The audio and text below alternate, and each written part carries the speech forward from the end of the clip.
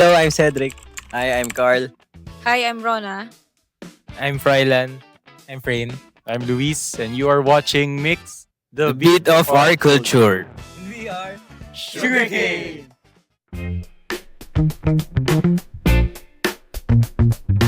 Best performance sa band. Ako yung Ayala Malls Ayala Marikina. Feliz. Sa Feliz, yun siya. Yeah. Wala tayong Nadaba si soundcheck. Brain. Oh, nadapa ako nun.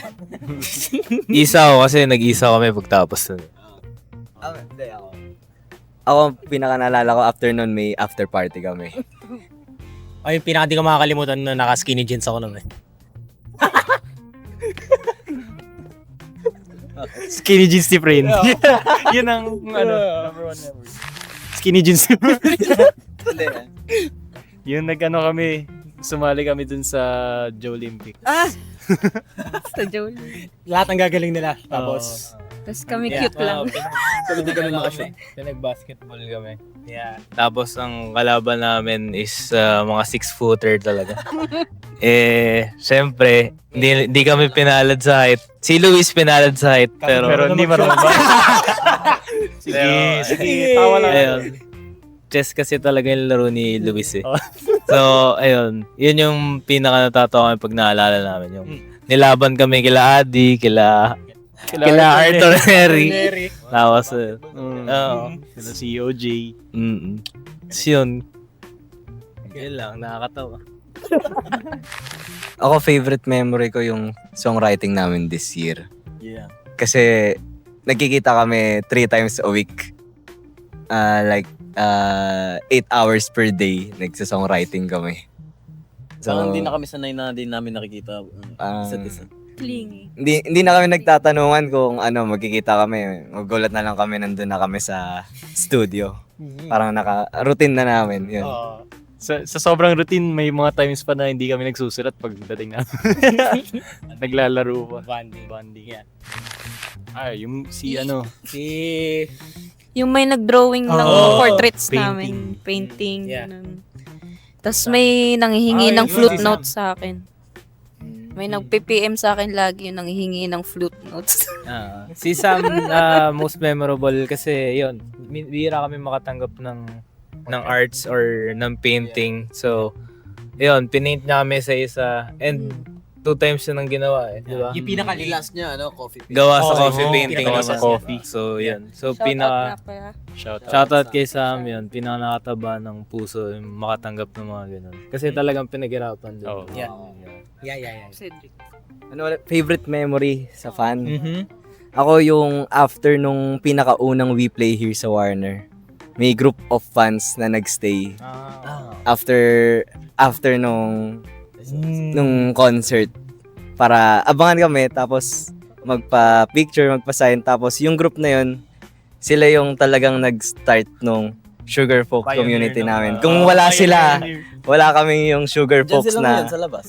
na group. Tapos hanggang ngayon, parang 2-3 years ago tapos hanggang ngayon sila pa rin yung pumupunta consistently. Consistent, yeah. Kay Kuya Choi. Kay Kuya Choi. Choi Padilla.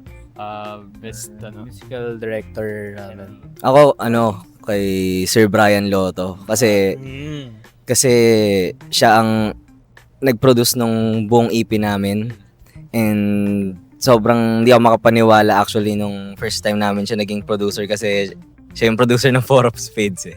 And sobrang idol namin yung mga yan. Kaya naging memorable din siya sa amin kasi ang pinaka na-take away naming lesson sa kanya is dapat bago mo i-release yung kanta mo is 100% ikaw sigurado ka din na naniniwala ka sa song mo. So, yun na-build sa amin is yung confidence namin sa songs namin. And yung, yung the way how we, kung paano namin i-present yung songs namin. Ngayon, mas may courage na kami na ilabas yung songs namin kasi alam namin pinaghirapan namin and ayun, guided din kami tulad nila Sir Bry and nila Kuya Choi na good people that mentor us para mas maging better musicians and artists kami. And to add pa, siguro yung pinaka hindi ko makakalimutan na yung first na nag-mentor for me personally or for us is si Kuya Ren. Kasi yung halos nag-start pa kami ng band, medyo makikita na wala pang confidence sa mga stage presence and all, pero siya yung nag-push sa amin to thrive, to do our 100% sa music namin. So yan. Rembro of Warner Music.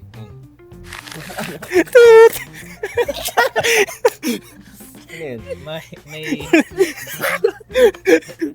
naligo nung sabay-sabay kami nila Carl. Naligo kami sabay-sabay. Sila lang sila. Di ba kasing All boys. 30 minutes na lang yun. 30 minutes na lang. Malilate na po kasi kami sa isang gig namin. Tapos, parang 30 Isa lang minutes. yung CR, no? Oo, isa lang yung CR. Magkakwarto kami. Nagsabay-sabay na kaming apat. Yan, Sa akin panoorin nyo. Sa akin hindi mawawala yung kape before gig. Pero lately hindi na ako nagkakape. Ano daw? Grabe. Ako yung yung nag-audition si Luis para De, yung pinaka-memory na gusto kong i-relive is yung nabutong yung roster namin ngayon. Kasi nag-start kami tatlo ni Sed tsaka ni Carl. Pero ayun, nagkaroon kami na audition si Luis, si Rona, and si Frin. And yun yung gusto kong ulit-ulitin lang. Yung unang beses ko silang nakilala kasi hindi ko akalain na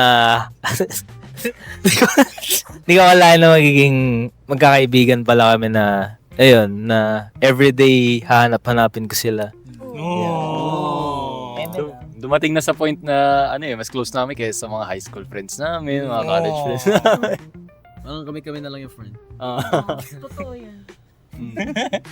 Ako siguro ang gusto kong tumatak sa kanila is sarap pala magmahal and ang sarap pala mahalin. Na bihira nang ma-realize ng tao kasi usually parang wala nang bigat kapag sinabing I love you eh.